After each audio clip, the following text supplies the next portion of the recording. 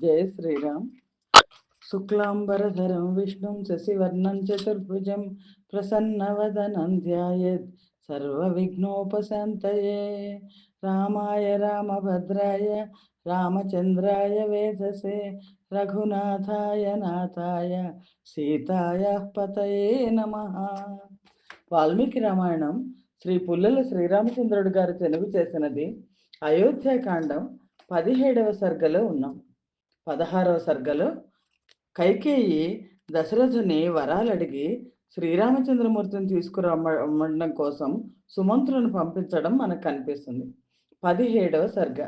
రాముడు రాజమార్గపు శోభను చూచుచు మిత్రుల వచనములు వినుచు తండ్రి ఇంటను ప్రవేశించుట.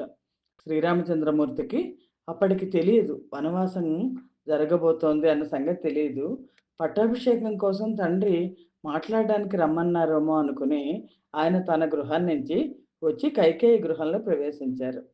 సంతోషించుతున్న మిత్రులతో కూడిన శ్రీమంతుడైన ఆ శ్రీరాముడు రథం అధిష్ఠించి పతాకలతోనూ ధ్వజములతోనూ అలంకరింపబడినది, ఉత్తమమైన అగరువుచే ధూపము వేయబడినది, చాలా మంది జనులతో నిండినది అయిన నగరమును చూచుచు అగరు ధూపితమైన రాజమార్గము మధ్య నుండి ప్రయాణం చేశాను. ఆ రాజమార్గము మేఘము వలె ఉన్నతమైన తెల్లని భవనములతో ప్రకాశించుచుండెను. శ్రీరాముడు చందనములు, శ్రేష్టమైన అగరు, ఉత్తమమైన సుగంధ ద్రవ్యములు, తెల్లని పట్టు వస్త్రములు వీటితో నిండినది, రంధ్రము చేయని ముత్యములు అంటే అప్పుడే తీసుకొచ్చిన ముత్యములు, ఉత్తమమైన స్ఫటిక నిర్మిత వస్తువులు, అనేక విధములకు పుష్పములు, భక్ష్యములు మొదలగు వాటితో ప్రకాశించుతున్నది, విశాలముగా ఉన్నది అయిన ఆ ఉత్తమ రాజమార్గమును ప్రవేశించెను. రాముడు చూచిన ఆ రాజమార్గము స్వర్గమునందు దేవ మార్గము వలె ఉండెను. అక్కడ ఉన్న విశాల ప్రదేశములన్నయు పెరుగు, అక్షింతలు, హవిస్సు, పేలాలు, ధూపములు, అగరు, చందనము, అనేక విధములకు మాల్యములు, సుగంధ ద్రవ్యములు, అనేకమైన పూలమాలలతో, ఈ సుగంధ ద్రవ్యాలతో, హోమానికి కావలసిన అన్ని పదార్థాలతో వాటన్నిటిని సర్వదా పూజిస్తున్నవి చూశారు. వీటితో సర్వదా పూజింపబడుతుండెను. శ్రీరాముడు స్నేహితులు పలుకుతున్న అనేక ఆశీర్వాద వాక్యములు వినుచు అక్కడ ఉన్న వారందరినీ తగు విధముగా గౌరవించుచూ వెళ్ళెను.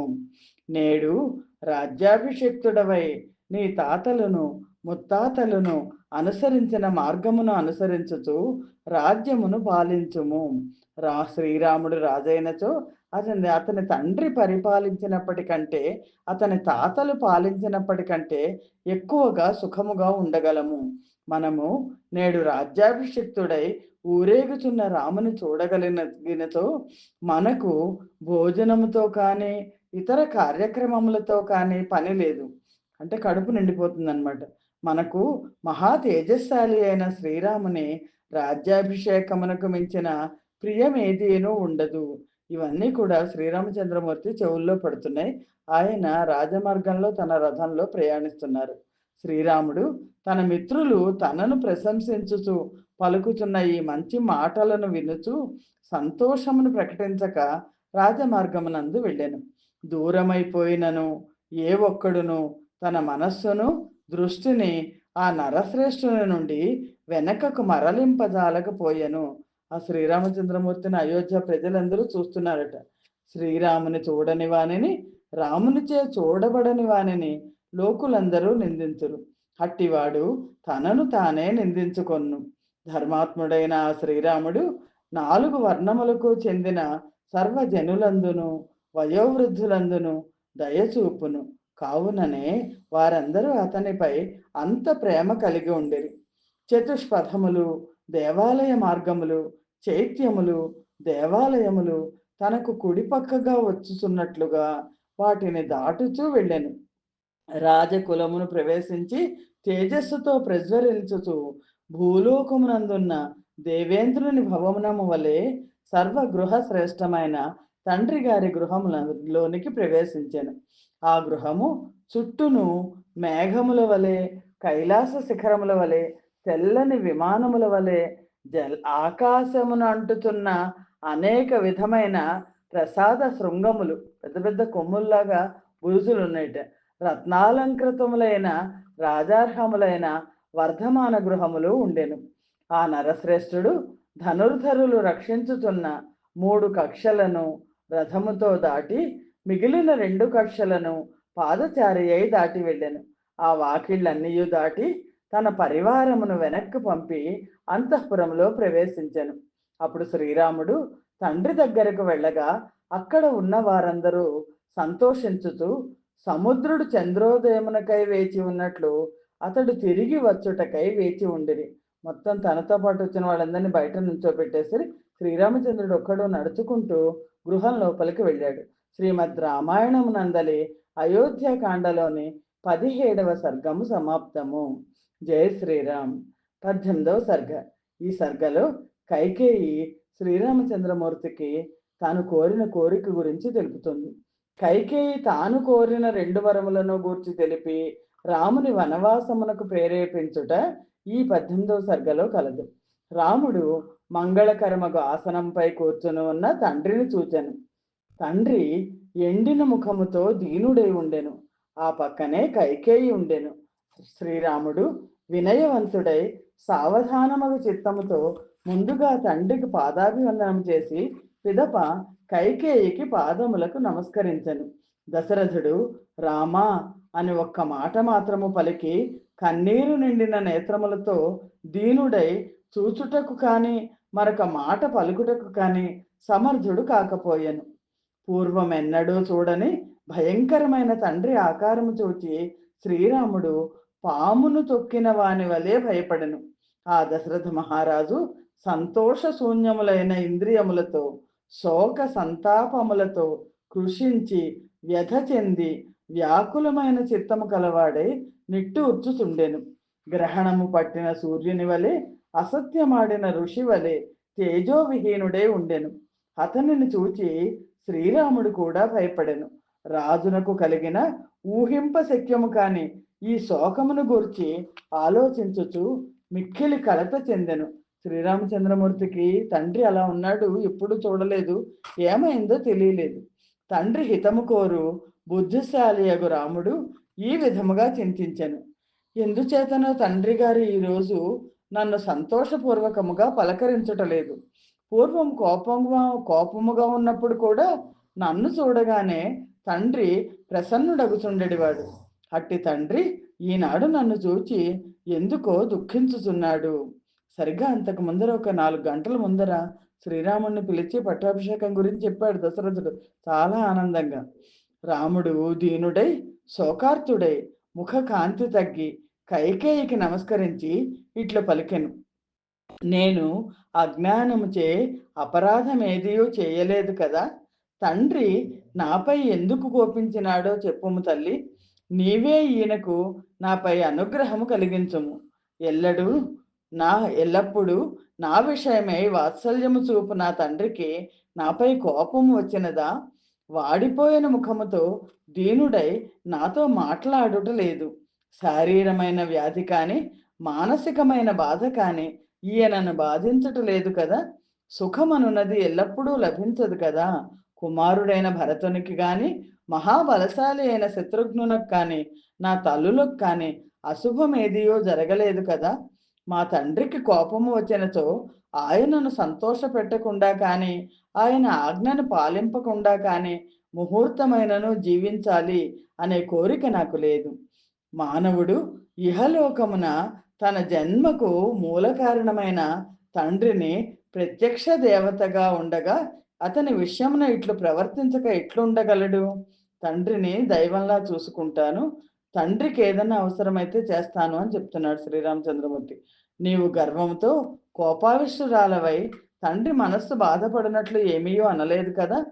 పూర్వం ఎప్పుడు లేని ఈ వికారము మా తండ్రి అయిన మహారాజుకు ఎందువలన వచ్చిందో అడుగుతున్నాను, యథార్థముగా చెప్పుము. మహాత్ముడైన శ్రీరాముడు ఇట్లు అడుగగా కైకేయి లజ్జ లేనిదై తనకు లాభకరమైన మాటలను నిర్భయముగా పలికినది. కైకేయి శ్రీరామచంద్రమూర్తితో ఇలా మాట్లాడుతోంది. రామా, రాజుకు కోపం రాలేదు, కష్టమేదీ రాలేదు.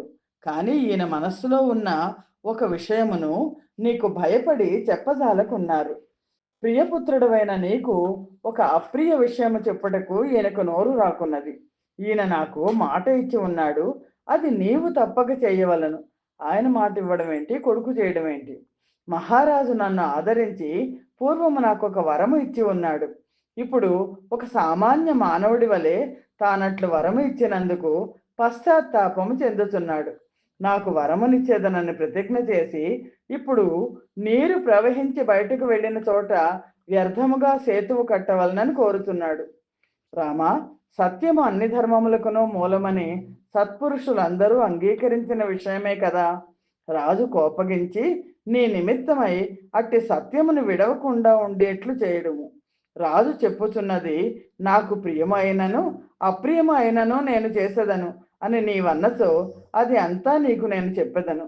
రాజు చెప్పిన దానిని తప్పక మన్నించేదనని నీవు మాట ఇచ్చినచో ఆ విషయం నేనే చెప్పేదను. ఈయన స్వయముగా నీకు చెప్పచాలడు. ఎంత దుర్మార్గంగా మాట్లాడుతోందో. నువ్వు చెప్పు, రాజు మాటని నేను గౌరవిస్తాను అని నువ్వు చెప్తే అప్పుడు నేను నీకు చెప్తాను అంటాను.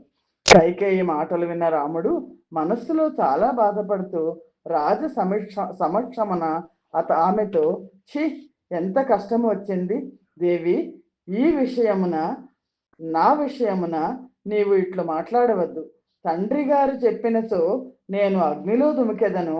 మహారాజు పూజ్యుడు నా హితము కోరువాడు అయిన తండ్రి ఆజ్ఞాపించినచో భయంకరమైన విషమును తినెదను, సముద్రములో దుమికెదను. దేవి, దశరథుని అభిలషితమైన విషయము ఏదియో చెప్పుము, తప్పక చేసేదను. ప్రతిజ్ఞ చేయుచున్నాను. శ్రీరాముని వద్ద రెండు మాటలు లేవు అనెను. దుష్టురాలైన ఆ కైకేయి రుజు స్వభావుడు సత్యవాది అయిన శ్రీరామునితో చాలా దారుణమైన మాట పలికినది. రామా, పూర్వము దేవాసురుల మధ్య జరిగిన మహా సంగ్రామమునందు మీ తండ్రి బాణశల్యములు గుచ్చుకొని బాధపడుతుండగా నేను రక్షించి తిని. అప్పుడు ఆయన నాకు 2 వరములు ఇచ్చినాడు. ఆ వరముల ప్రకారం భరతునికి రాజ్యాభిషిక్తుని చేయవలెనని, నీవు నేడే దండకారణ్యమునకు వెళ్ళవలెనని రాజును కోరినాను. అంటే ఆ రోజే అప్పటికప్పుడు వెళ్ళిపోవాలి శ్రీరామచంద్రమూర్తి. నీ తండ్రి మాటలను నీ మాటలను నిలబెట్టుకొనవలనన్నచో నేను చెప్పినట్లు చేయము. తండ్రి ఆజ్ఞ పాలించుము. ఆయన ప్రతిజ్ఞ చేసిన ప్రకారం నీవు 14 సంవత్సరములు అరణ్యములో ఉండవలెను. నీ కొరకై రాజు ఏర్పరిచిన అభిషేక సామగ్రితో భరతునకు పట్టాభిషేకము జరగవలెను. నీవి అభిషేకము త్యజించి జటాజిన ధానివై, అసలు అడవులకు వెళ్ళమండం బానే ఉంది, అడవులకు వెళ్ళడం మునిలాగా వెళ్ళాలట, జటాజూటాలను ధరించి. జటాజిన ధారివై 14 సంవత్సరములు దండకారణ్యములో మునివలే నివసించవలెను. భరతుడు అయోధ్యలో నివసించుతూ అనేక శ్రేష్ఠ వస్తువులతోనూ గజ అశ్వరథాలతోనూ ప్రకాశించుతున్న ఈ రాజ్యమును పాలించవలెను. ఈ కారణము చేత నీపై జాలిగల ఈ రాజు దుఃఖముతో ముఖము వాడిపోయి నిన్ను చూడదాలకున్నాడు. రామ, రాజు చెప్పిన విధముగా చేసి మీ తండ్రి సత్యపాలనము చేయు అవకాశము కల్పించి ఆయనను తరింపజేయము. ఆమె ఈ విధముగా పరుషవాక్యములు పలుకుతున్నను శ్రీరామునకు ఏమాత్రము దుఃఖము కలగలేదు. కానీ దశరథుడు మాత్రము పుత్ర వ్యసన పీడితుడై చాలా బాధపడెను. కైకేయి ఏమాత్రం లజ్జ లేకుండా ఎలా మాట్లాడిందో. శ్రీమద్ రామాయణం నందలి అయోధ్యాకాండలోని 18వ సర్గము సమాప్తము. జై శ్రీరామ్. 19వ సర్గ. ఇందులో రాముడు వనవాసమునకు అంగీకరించుట, తన తల్లి కౌసల్య అనుమతి పొందుటకు వెడలుట కనిపిస్తుంది.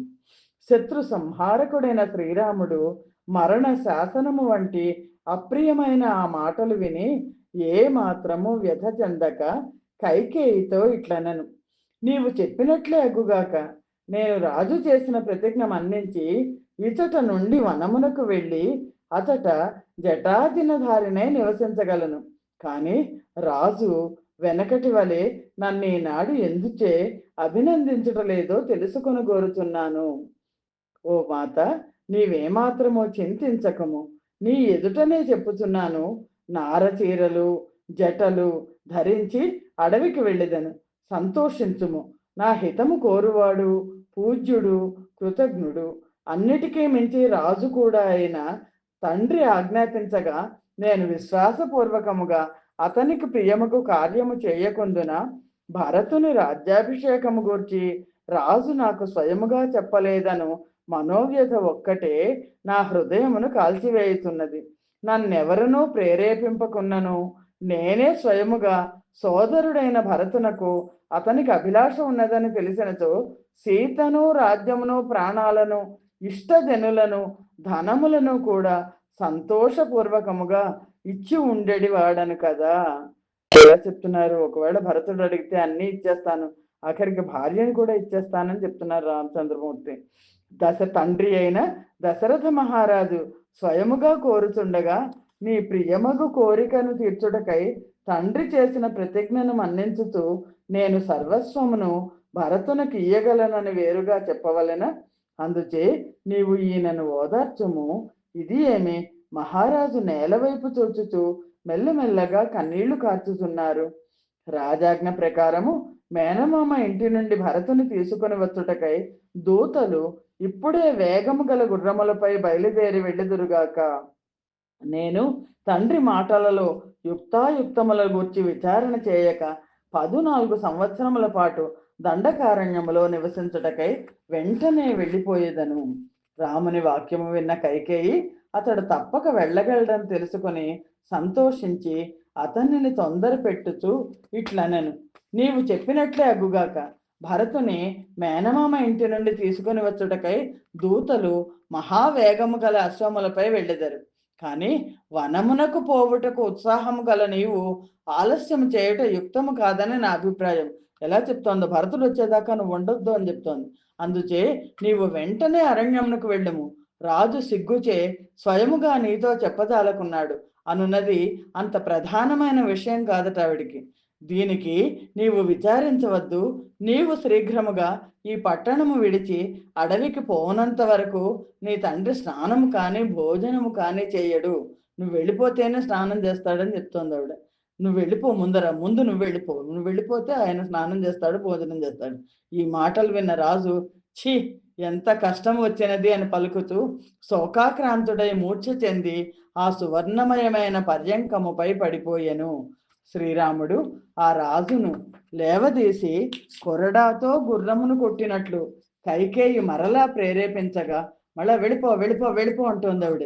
వెంటనే అడవికి పోవుటకు తొందరపడెను. భయంకరమగు ఫలము కల అప్రియమైన ఆ దుష్టురాలి వాక్యము విన్న శ్రీరాముడు ఏమియూ వ్యధ చెందక ఆమెతో ఇట్లనెను, దేవి, నేను ధన ప్రధానుడను కాను, లోక మర్యాదను అనుసరించవలెనని మాత్రమే కోరుతున్నాను. కేవలము ధర్మమును అవలంబించిన నేను ఋషుతుల్యుడనని తెలుసుకొనుము. నాకు ఈ సుఖాసుఖాలతో ఏమీ సంబంధం లేదు అని చెప్తున్నారు. పూజ్యుడైన మా తండ్రికి ప్రియమైన ఏ పని అయినను నేను చేయవలసి ఉన్నచో దానిని ప్రాణము విడిచి అయినను చేసినట్లే తెలుసుకొనుము. తండ్రికి శుశ్రూష చేయుటకు, ఆయన ఆజ్ఞను పాలించుటకు మించిన ధర్మాచరణం ఏదియూ లేదు కదా. పూజ్యుడైన మా తండ్రి గారు చెప్పకున్నను నీ వచనం ప్రకారము 14 సంవత్సరములు జనశూన్యమైన అరణ్యములో నివసించెదను. నాపై అధికారము కలదానివై ఉండి కూడా నీవు భరత రాజ్యాభిషేక విషయమును నాతో చెప్పక దశరథునితో చెప్పి ఉన్నారు. శ్రీరామచంద్రమూర్తి ఎలా అన్నాడు, అమ్మ ఇవన్నీ ఎందుకు నువ్వు నాన్నకి చెప్పావు? నాకు చెప్తే నేను వెళ్ళిపోయేవాడిని, భరతుడికి పట్టాభిషేకం చేసుకునేవాడి దానివి కదా. దీన్ని బట్టి నీకు నా గుణములపై నమ్మిక లేదని తెలియచున్నది. నేను మా తల్లికి వీడ్కోలు చెప్పి సీతను ఊరడించి నేడే దండకారణ్యమునకు వెళ్ళెదను. భరతుడు రాజ్యమును పాలించుతూ తండ్రికి శుశ్రూష చేయునట్లు నీవు చేయవలెను. ఇది సనాతనమైన ధర్మము కదా. రాముని మాటలు విన్న దశరథుడు మిక్కిలి దుఃఖపీడితుడై ఏమీయూ మాటలాడక బిగ్గరగా ఏడ్చెను. రాముడు మూర్ఛ చెందిన తండ్రి పాదములకు, దుష్టురాలకు కైకేయి పాదములకు నమస్కారం చేసి బయటకు వచ్చెను. తండ్రికిని కైకేయికిని ప్రదక్షిణ పూర్వకముగా నమస్కరించి అంతఃపురము నుండి నిష్క్రమించి తన మిత్రులను కలుసుకొనెను. సుమిత్రా కుమారుడైన అర్జునుడు చాలా కోపగించి కన్నీరు నిండిన నేత్రములతో రాముని అనుసరించి వెళ్ళాను. లక్ష్మణుడు కూడా దగ్గరలోనే ఉన్నాడు అని తెలుస్తుంది మనకి, అన్నీ విన్నాడు అని. సుమిత్ర కుమారుడైన లక్ష్మణుడు చాలా కోపగించి కన్నీరు నిండిన నేత్రములతో రాముని అనుసరించి వెళ్ళాను. రాముడు అభిషేక సామగ్రికి ప్రదక్షిణం చేసి శ్రద్ధాపూర్వకముగా తన దృష్టిని ఆ మంగళ ద్రవ్యములందు నిలిపి మెల్లగా వెళ్ళాను. శ్రీరాముడు మహా సౌందర్యశాలి అగుటచే లోక మనోహరుడు. అట్టి రాముని గొప్ప శోభను, చంద్రుని శోభను రాత్రి వలె రాజ్య నాశము తగ్గింపజాలకపోయెను. నా పట్టాభిషేకం జరగదని తెలిసినా సరే ఆ శ్రీరామచంద్రమూర్తి ముఖంలో ఏమాత్రం తేడా రాలేదట. రాజ్యమును విడిచి అరణ్యమునకు వెళ్ళనున్న ఆ శ్రీరామునిలో లోకమునందలి సుఖ దుఃఖాలకు అతీతుడైన యోగి ఎందువలే చిత్త వికారమేదియూ కనబడలేదు. గొప్ప మనోధైర్యము కల ఆ రాముడు ఛత్ర చామరములను వదిలి మిత్రులను, రథమును, పౌరులను పంపివేసి దుఃఖమును మనసులోనే అణుచుకొనుచు ఇంద్రియములను నిగ్రహించుకొని ఆ అప్రియ వార్త చెప్పుటకై తల్లి గృహమునకు వెళ్ళెను. ఆ శ్రీరాముని పక్కనున్న వారికి శోభాయుక్తుడు, సత్యవాది అయిన ఆ శ్రీరాముని ముఖములో ఎట్టి మార్పులు కనబడలేదు. అధికమైన కాంతులు గల శరత్కాల చంద్రుడు తన సహజమైన కాంతిని ఎట్లు విడువడో అట్లే ఆ శ్రీరామచంద్రుడు తనకు సహజముగా ఉన్న హర్షమును విడువలేదు. ధైర్యముతో కూడిన మనస్సు కలవాడు, మహా తేజశాలి అయిన ఆ శ్రీరాముడు మధురములైన మాటలతో అక్కడనున్న జనులను గౌరవించుతూ తల్లి దగ్గరకు వెళ్ళాను. రాముని గుణముల వంటి గుణములు కలవాడును, మహాపరాక్రమశాలియు సోదరుడు అయిన లక్ష్మణుడు మనస్సులో దుఃఖమును అణుచుకొనుచు రాముని వెనకనే వెళ్ళెను. శ్రీరాముడు ప్రవేశించిన సమయమున కౌసల్య భవనమంతయు గొప్ప ఆనందముతో నిండి ఉండెను. అట్టి సమయమున వచ్చిపడిన కార్య విఘాతమును గూర్చి శ్రీరాముడు వికారమేమియూ చూపలేదు. తానేమైన వికారమును చూపినచో అక్కడ ఉన్న తన వారికి ప్రాణభయము కలగవచ్చునని సందేహించి అతడు ఇట్లు ప్రవర్తించెను. శ్రీమద్ రామాయణం నందలి అయోధ్యకాండలోని 19వ సర్గము సమాప్తము. స్వస్తి ప్రజాభ్య పరిపాలయంతాం న్యాయేన మార్గేణ మహిం మహేషా. గోబ్రాహ్మణేభ్య శుభమస్తు నిత్యం. లోకా సమస్తా సుఖినో భవంతు. సర్వం శ్రీరామార్పణమస్తు. జై శ్రీరామ్.